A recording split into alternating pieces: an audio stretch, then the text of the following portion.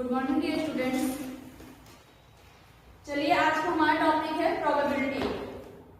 ये हमारा 10th में भी है और 9th में भी है। तो चलिए पहले हम पढ़ते हैं प्रायिकता। प्रायिकता के बारे में जानकारी रखते हैं। प्रायिकता है क्या?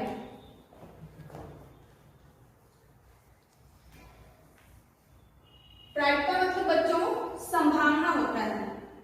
क्या होता है? संभावना। प्रायिकता जो है, प्रायिकता का परिभाषा है किसी घटना के होने या ना होने की संभावना को ही हम क्या कहते हैं? प्रायिकता कहते हैं। किसी घटना के घटने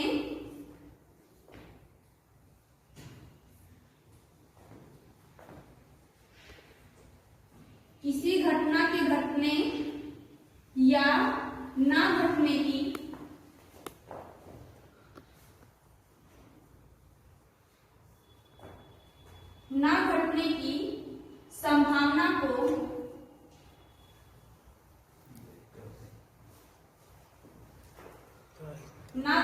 संभावना को प्रायिकता कहते हैं।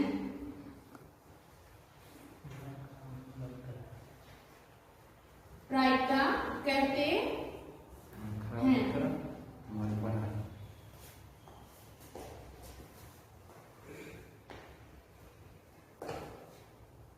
इसको नोट करिएगा बच्चों।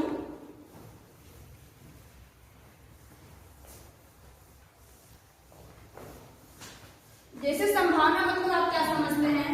जैसे मान लीजिए अभी हम ये कहें कि आज वर्षा होने की संभावना है, या संयोग समझ लीजिए। संयोग आज वर्षा हुई, संभावना आज वर्षा हुई।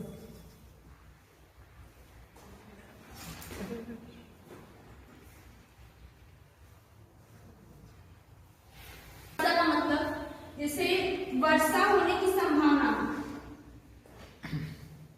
वर्षा होने की संभावना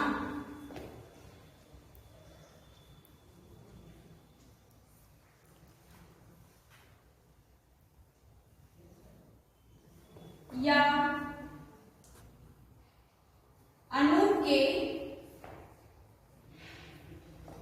परीक्षा में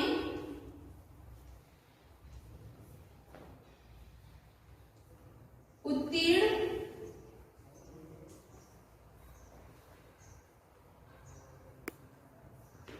होने का संयोग 50-50 है। मतलब वर्षा होने की संभावना, आज क्या है? वर्षा होने की संभावना है। मतलब हम इसको कंफर्म नहीं बता सकते वर्षा होगा कि नहीं होगा। किसी भी घटना के घटने का क्रम कितना होता है? 2 ही होता है, हाँ या ना। इसकी पॉसिबिलिटी कितनी होती है? 2 होती है, हाँ और नहीं।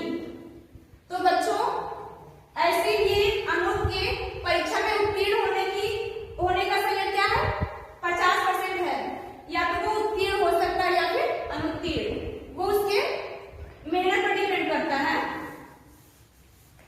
चलिए हम क्वेश्चन के अनुसार समझते हैं प्रायिकता है क्या। पहले प्रायिकता का फार्मूला हम लिखते हैं।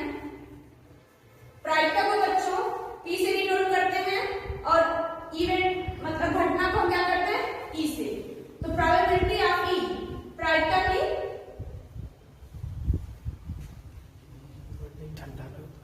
प्रायिकता बराबर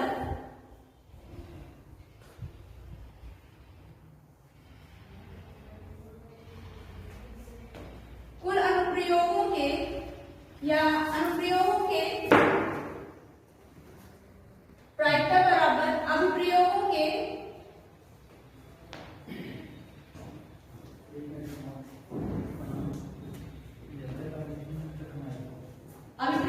की संख्या जिसमें घटना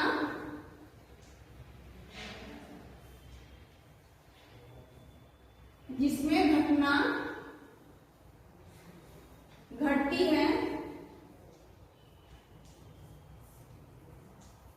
बटे कुल अनुप्रयोगों की संख्या, कुल अनुप्रयोगों की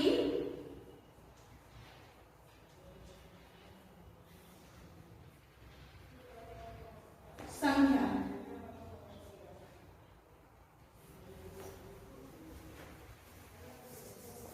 प्रायिकता को हम किससे डिनोट करते हैं? पी या पी। और अनुप्रयोगों की संख्या जिसमें घटना घटती हो, जो क्वेश्चन में घटना के घटने की संख्या दी जाती है, उसको हम किससे डिनोट करते हैं? यहाँ ई से। और कुल अनुप्रयोगों की संख्या नंबर ऑफ एस। एस को हम क्या कहते हैं? प्रतिदर्श समष्टि। तो बच्चों हम एग्जाम्पल के तौर पर समझते हैं। एक बात का ध्यान दीजिएगा, अच्छा इसको नोट करिए पहले, फिर आगे बताते हैं।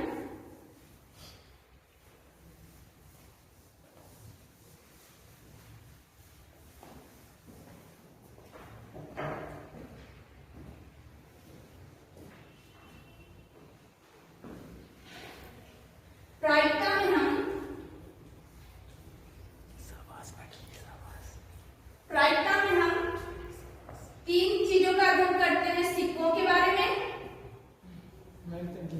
पहला आपका हो गया सिक्का, दूसरा पासा,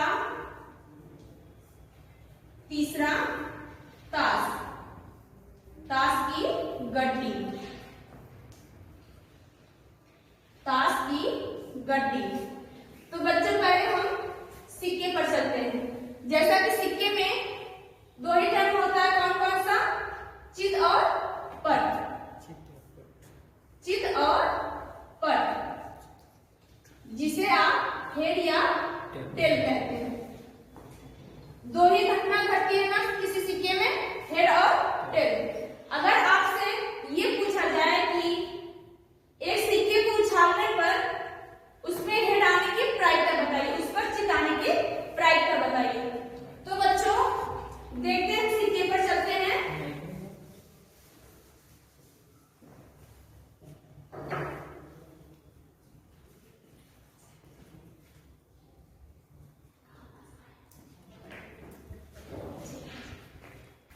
चेक कराओ। स्वागत है आप सभी लोगों का आज के ऑनलाइन एकेडमी के यूट्यूब चैनल पर। और धन्यवाद है मैडम जी को कि आप इतना बढ़िया प्रायिकता को के बारे में बता रही हैं। और यह प्रायिकता केवल हाई स्कूल इंटर की क्लास में ही नहीं पूछा जाता है, बल्कि यह कंपटीशन वनडे एग्जाम में भी इसको पूछा जाता है। इसलिए इसको ध्यानपूर्वक सभी लोग पढ़ें, चाहे वो तैयारी करने वाले लोग हों आप लोग, या फिर उसके साथ साथ अन्य हाई स्कूल इंटर या 9th के आप लोग छात्र हों। और साथ ही आज मैडम जी के इस वीडियो पर मैडम जी को इतना लाइक भेजिए, इतना लाइक भेजिए कि आज लाइक की संख्या कम से कम 500 होनी चाहिए। ठीक है, थैंक यू।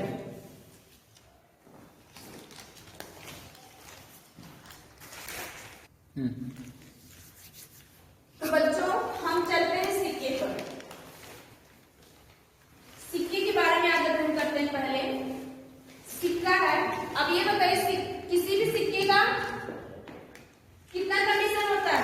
दो ही ना, हेड और टेल। क्या क्या होता है? हेड और टेल।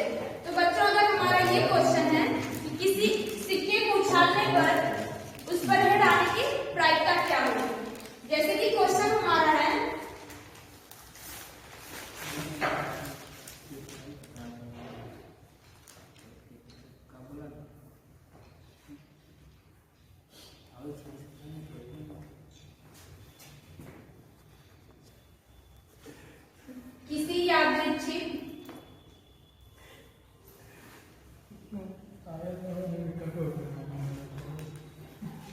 किसी यादृच्छिक सिक्के को एक बार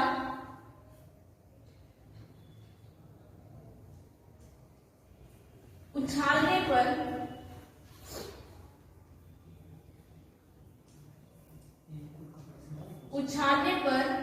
सिक्के पर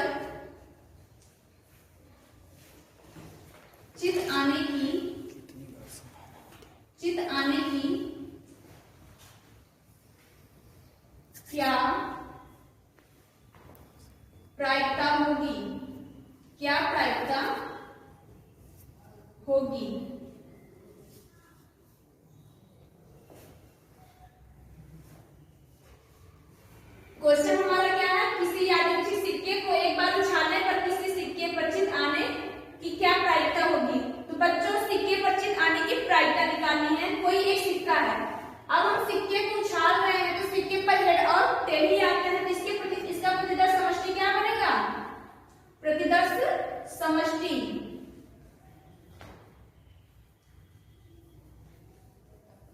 प्रतिदर्श समष्टि आपका क्या होगा? हेड और टेल। तो इसकी प्रतिदर्श समष्टि की संख्या कितनी हो गई? नंबर ऑफ एस कितना हुआ? 2। नंबर ऑफ एस कितना हो गया बच्चा? 2। तो हमें निकालना क्या है? सिक्के पर चिन्ह आने की प्रायिकता। थाली में क्या लिखेंगे? Number of S. Number of S बराबर 2 और नंबर ऑफ ई। तो बच्चों इससे बताइए नंबर ऑफ ई चित आने की प्रायिकता बताने। चित आप लोग कितनी बार आया? एक बार उछालने पर एक ही बार तो आया ना। तो नंबर ऑफ ई क्या होगा? 1। और हम जानते हैं कि प्रायिकता का फार्मूला क्या होता है? P of E is equal to N of E upon N of S. तो नंबर ऑफ ई कितना है? 1/2। यही आपका आंसर। अतः अभिष्ट प्रायिकता क्या हो गया? 1/2। तो अब हम चर्चा करते हैं। बच्चों इसको नोट करिए। स्क्रीनशॉट लीजिए, स्क्रीनशॉट। इसी के अनुसार चलते हैं हम आगे।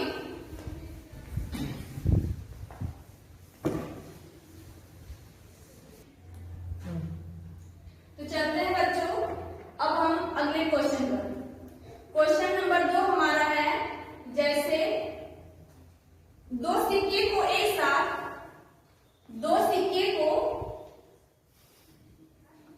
चेक कर लीजिए, कट कर दो। एक साथ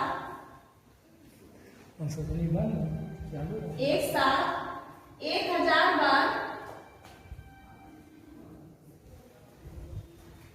1000 बार उछालने पर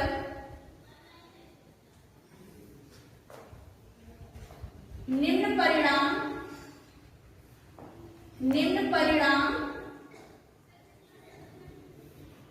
प्राप्त होते हैं।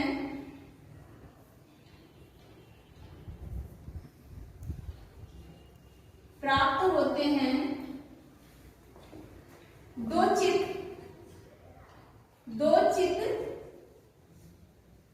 आने की संख्या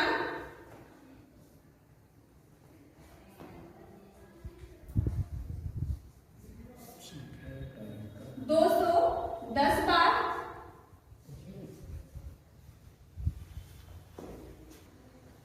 एक चित्त आने की संख्या कितनी है? 550।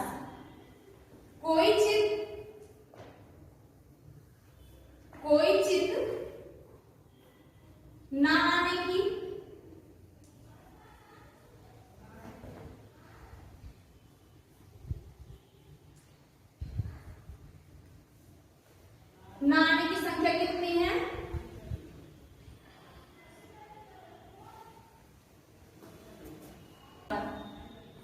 240 बार।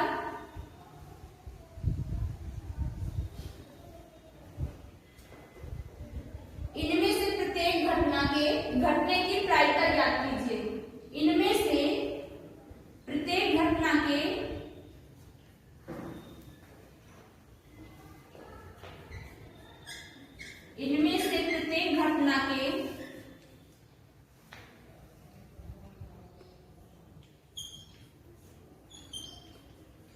घटने की प्रायिकता ज्ञात कीजिए।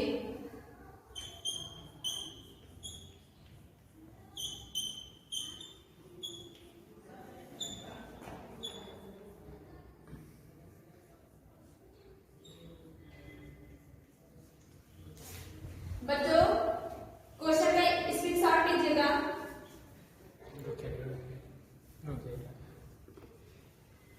स्क्रीनशॉट लीजिए, आप लोग स्क्रीनशॉट लीजिए। क्वेश्चन का स्क्रीनशॉट लीजिए। तो हम चलते हैं अब इसके हल पर। चलिए,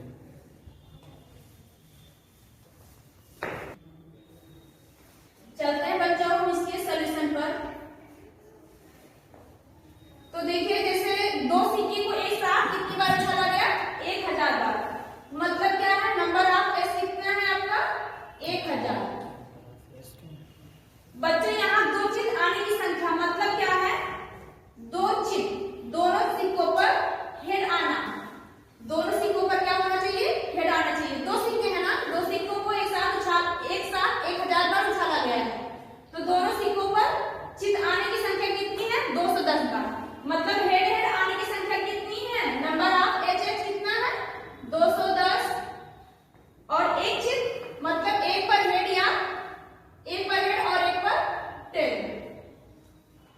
ये भी हो सकता है या फिर इस तरह से हो सकता है। ठीक है बच्चों, तो ये नंबर ऑफ इवन कितना हो गया आपका बच्चों 210। दो चिताने की संख्या बताओ, समझ गए ना, दोनों सिक्कों पर क्या होना चाहिए, हेड हेड आना चाहिए। तो number of even is equal to 210। Number of E2 कितना है 550। एक चिताना मतलब क्या है, या तो पहले सिक्के पर चिता है या फिर दूसरे सिक्के पर चिता है। तो नंबर ऑफ E2 कितना है 550 बार। ओके, इतना समझ में आया। अब हम चलते हैं तीसरे कंडीशन में। तीसरा कंडीशन है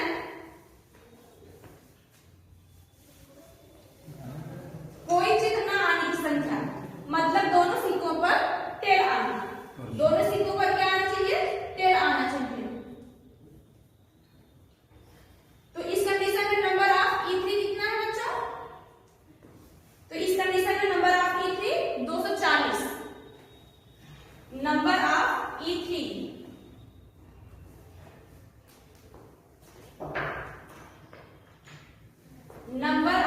E3 कितना है 240 बार। तो बच्चों अब प्रत्येक काम में क्या करना है, इनमें से प्रत्येक घटना की घटने की प्रायिकता ज्ञात करनी है। मतलब क्या, P of E1, P of E2 और P ऑफ E3 निकालना है आपको। तो बताइए प्रोबेबिलिटी का मतलब क्या होता है। प्रोबेबिलिटी का फॉर्मूला क्या है, P ऑफ E बराबर क्या होता है, number of E upon number of S। हम यही जानते हैं ना, क्योंकि P ऑफ E बराबर क्या होता है, number of E upon number of S।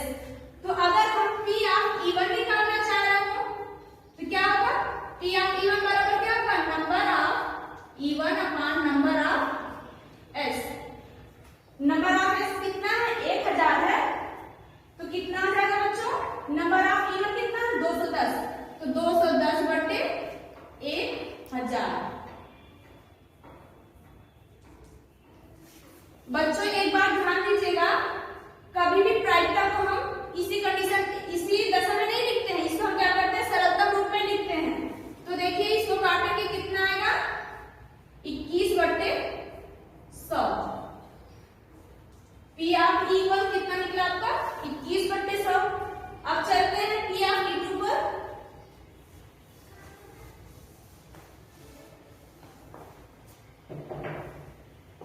P of E2 क्या होगा, इसी फॉर्मूले के अंदर चलिए क्या हो जाएगा, number of E2 upon number of S। तो नंबर ऑफ E2 कितना है 550। कितना है नंबर ऑफ E2 550 और नंबर ऑफ S कितना है 1000। हमने अभी आपको बताया ना प्रोबेबिलिटी को हमेशा क्या करते हैं सरलतम रूप में लिखते हैं। तो क्या हो जाएगा इसका 55 बटे 100। लेकिन अभी भी हम इसको क्या कर सकते हैं, काट सकते हैं 5 से।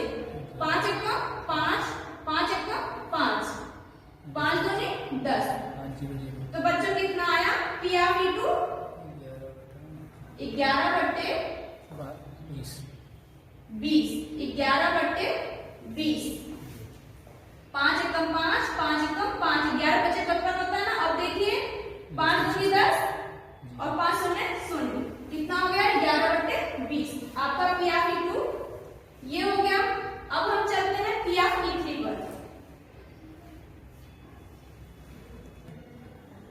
बच्चों इतना नोट करिए, इसके बाद हम चलते हैं अब P ऑफ E3 पर। इसी तरह से हम क्या करेंगे, P ऑफ E3 भी निकालेंगे।